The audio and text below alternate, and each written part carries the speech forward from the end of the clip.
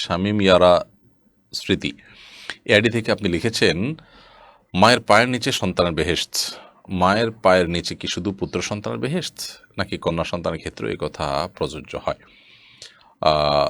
দেখুন, এ বিষয়ে প্রসিদ্ধ যে হাদিসের ভাষ্য বর্ণনা করা হয়ে থাকে, আল জান্নাতু তাহতা আকদামিল উম্মাহাত, মায়েদের পায়ের নিচে সন্তানদের বেহেশত বা জান্নাত, সে বিষয়ে এই হাদিসটির বর্ণনাতে কিছুটা দুর্বলতা থাকলেও এর মর্ম বিশুদ্ধ হাদিস দ্বারা প্রমাণিত।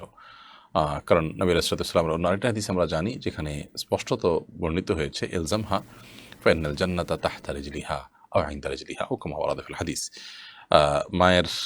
মাকে আঁকড়ে থাকো, মাকে আঁকড়ে ধরো, মায়ের খেদমতে নিজেকে নিয়োজিত রাখো, কারণ জান্নাত তার পায়ের কাছে। এখানে পায়ের কাছে বা পায়ের নিচে জান্নাত হওয়া বলতে আক্ষরিক অর্থে জান্নাত পায়ের নিচে হওয়া বোঝানো হয়নি, বরং এখানে বোঝানো হয়েছে যে মা সন্তুষ্ট, মায়ের সেবা করে তাকে তুমি সন্তুষ্ট করতে পেরেছো, তো জান্নাত পাওয়া তোমার জন্য সহজ।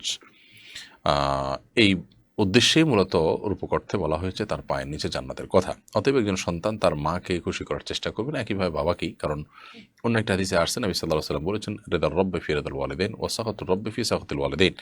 মা বাবার সন্তোষের মধ্যেই রবের সন্তুষ্টি নিহিত, এবং মা বাবার অসন্তোষের মধ্যেই রবের অসন্তুষ্টি নিহিত।